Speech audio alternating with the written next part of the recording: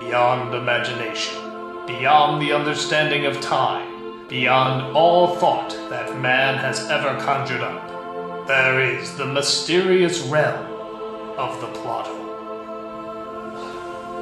As you can see, this purgatory of hell has had quite an impact on me. I haven't bathed, I haven't cut my hair, I haven't even shaven. This horrifying realm can only do so much to a man before it wears him insane.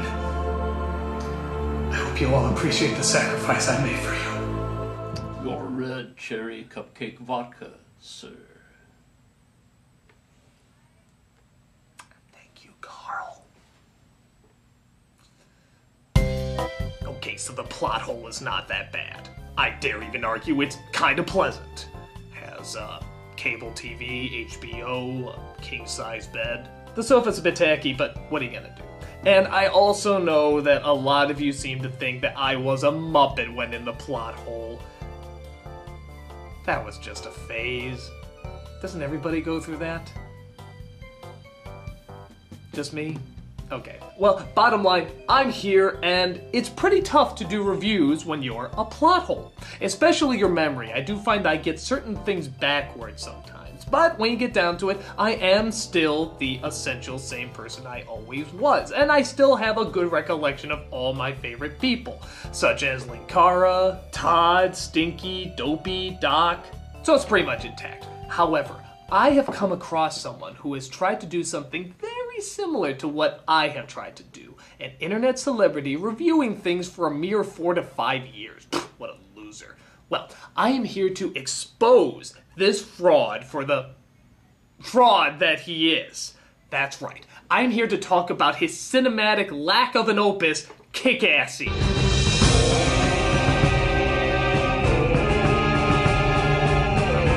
Written, directed, and starring some guy called the Nostalgia Cricket. He comes up with an ingenious plan. Here's an idea. Take a ton of internet critics that do nothing but make fun of movies and have them make a movie everyone else can make fun of. Yeah, I can't see this backfiring at all. Is it an embarrassment? Oh, you have no idea. So, let's see the fruit of the internet's poorly put together loins. This is Kickassia. So we get a quick history on a little speck of land called Melassia. It is run by a man named Kevin Barr, but through a strange loophole, it is technically considered a nation. You know, this opening's looking a little familiar. I know!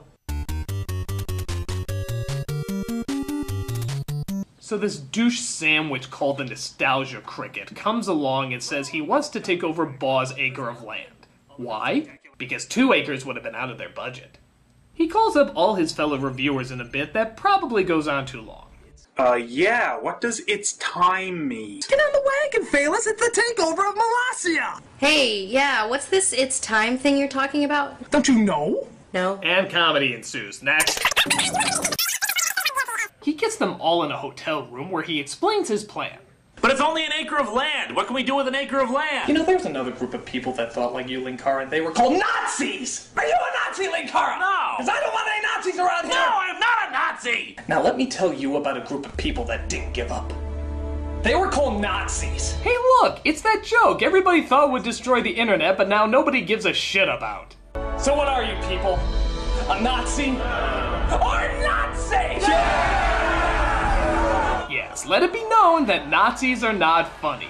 Despite the fact that they make Jewish comedians rich, win a dick ton of awards, and make what's considered one of the greatest film comedies and Broadway musicals of all time. But aside from that, shame. So they attack Kevin Barr, who has clearly too good a sense of humor. But he's able to defend himself by, defending himself. So they try again, but this time they start loading up. Get your MP5s. Linkara, get your magic gun. Denzai, start wrapping Barry in explosives. But not before this bit of confusingness. You know, Spoonie, you would really help the team out if you were to, well, you know. Summon him? It would just be this once, Spoonie. Just this once and you can go back to normal. And maybe then I can stop doing my Batman impression. Where are they? Normal? There's no normal? I don't even know what normal is anymore. Sometimes we all need to give in to the madness. Yeah, he's off to go get your Razzie Award. Alright, so the next morning they get dressed up in their battle gear, and they let loose on Molossia.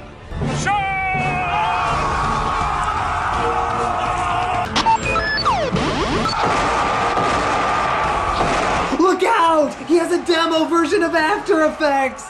But unfortunately, Kevin Baugh has a wooden cannon? Oh, correction, a wooden cannon that fires pixelated energy balls from Mega Man. But the team breaks through, which leads to the only convincing relationship in the entire movie. This is it, Barry. At least you're dying for a good cause. It was an honor to serve you, mon ami. Yes, it's sad to see a Frenchman part with a bear he said a few minutes ago he'd gladly sacrifice. Ow. But we see that Kevin Baugh has in fact upgraded from After Effects to Photoshop-style lens flares. This unexpected effect apparently is so threatening that it scared Phaelus to hide behind the shed. And then, awkwardly enough, disappear in the next shot. Maybe Canadians are just really fast runners. This leads to Lee, the guy who's always in a still picture, finally turning 3 dimensions. Don't get me angry. You wouldn't like me when I'm angry. Ah, yes, Bruce Banner, when he says that line, always turns into a giant green monster of death, where this guy can now move his arms. Whoa! It's 3D Lee! Fitting enough, I guess, Lee actually has the strength of the Hulk now, too, as he beats the shit out of Baugh and forces him to retreat. He puts on a disguise that doesn't really fool them, but he says they won, so they don't care. And a new government is formed in the renamed nation of Kickassia. My friends, this is indeed a great day.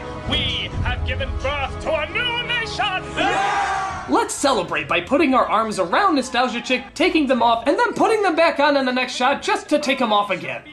In a scene that anyone with an attention span would say goes on forever, we see what all the new members of Kickassia do.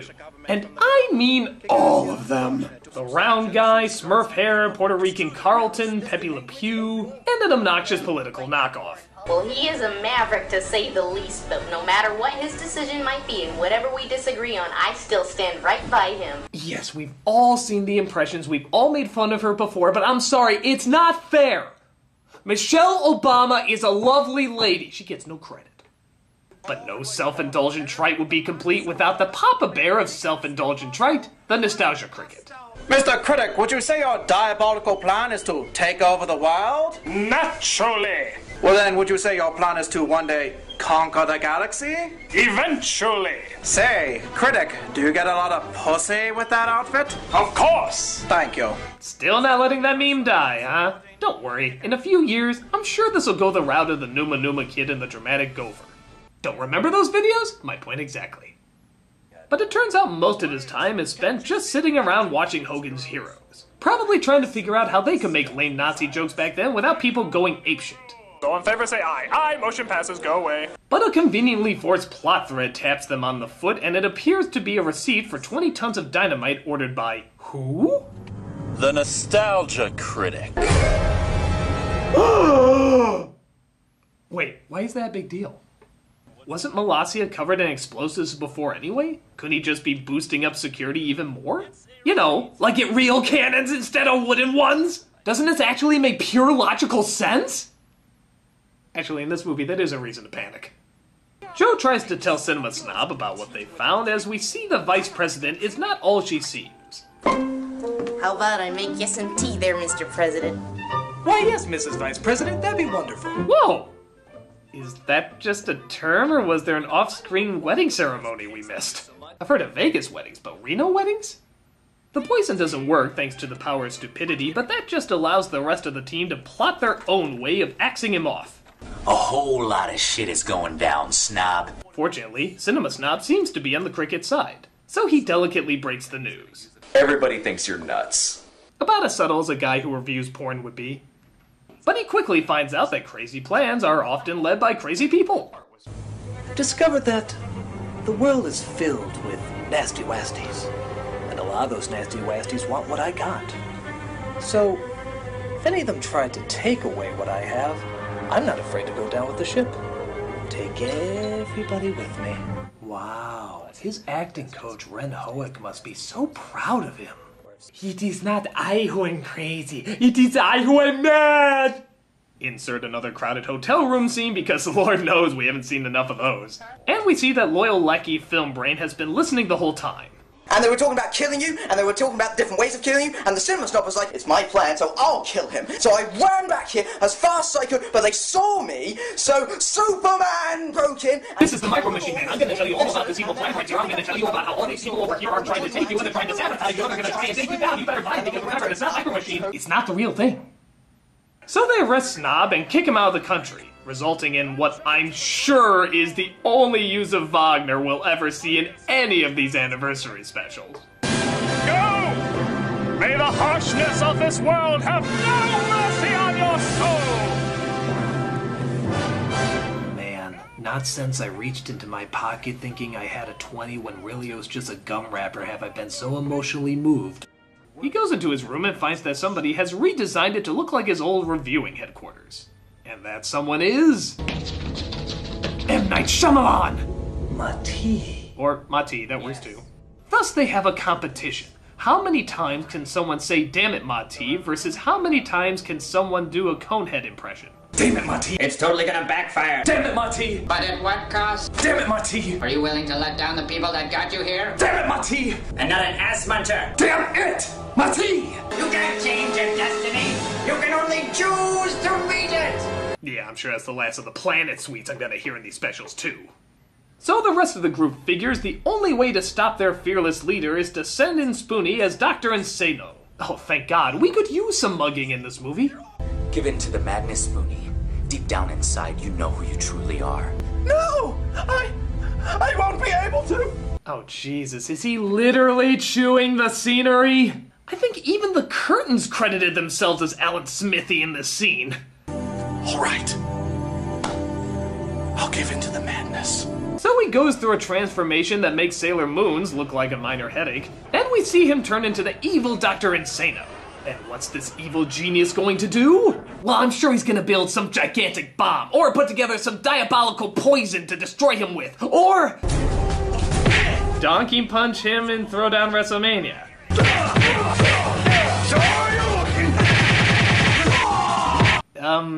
Was Insano always known as a fighter? Did he get in fisticuffs often?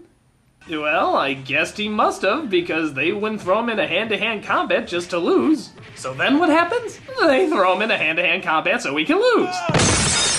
Oh, for God's sakes, can someone just go beep beep every single time a plan fails? But hey, this is a Channel Awesome production. Aren't there any pointless cameos in the future? I mean, aside from the fact that this whole thing is a collection of pointless cameos when you get down to it. Santa Christ, Santa Christ, we all love... Well, that's one less running joke we can cross off the reviewers list. Wait a minute. Isn't Santa Christ made out of the hopes and dreams of people everywhere? I thought he was made out of the need to insult several religions at once. Come on, people. Let's show what it truly means to believe. So, whatever story we were going with before has suddenly taken a back seat to rip off Peter Pan, Care Bears, and whatever other children's story would be ashamed to be referenced in this. We believe in Santa Christ. We believe in Santa Christ. We believe in Santa Christ. So they chant his name over and over and over, and just as you'd whimsically expect, it doesn't do a goddamn thing. Told you it wouldn't work.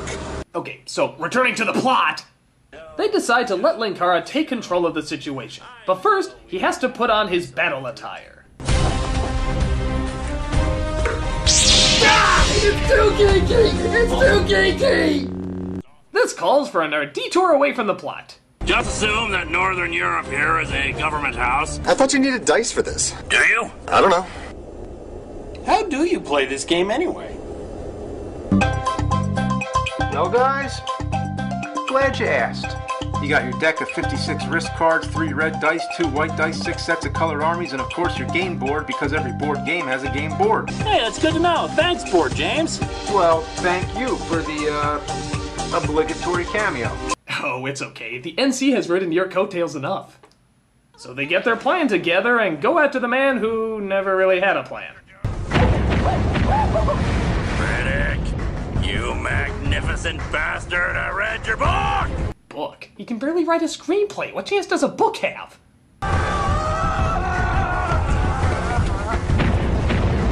Ah, they're using the explosions that always leaves the ground without being the least bit damaged. Subtle.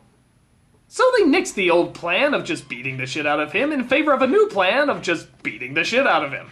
Mrs. Vice President, seriously, what was up with that? Tries to take the post for herself, but it turns out everyone is just as greedy as the next. Well, obviously the only thing that can solve this is a biblical second coming. Santa Claus! Or an idiot in an offensive costume. On the third day I rise again, in fulfillment of the awesomeness. Everyone who saw that coming? Yeah.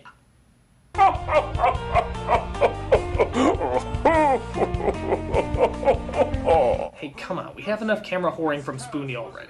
So Santa Christ convinces them to give Mr. Baugh his land back and even forces the Nostalgia Cricket to apologize. Let's make an obscure reference to the ending of Home Alone that nobody will draw a connection to.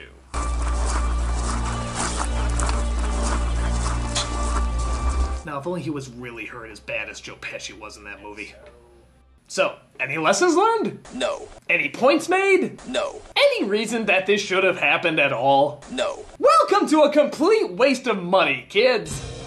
You'd probably be better off just throwing it on a fire so you can inhale the fumes that would make you hallucinate something better than this. Seriously, what can you say about a movie that I guess is supposed to be about nothing? It's like if Seinfeld had cheap explosions in it. I don't know if I'm supposed to laugh or pity the hour and a half I just lost. But don't worry, even bigger waste of time is on its way. So the Nostalgia Cricket's reckoning is far from over.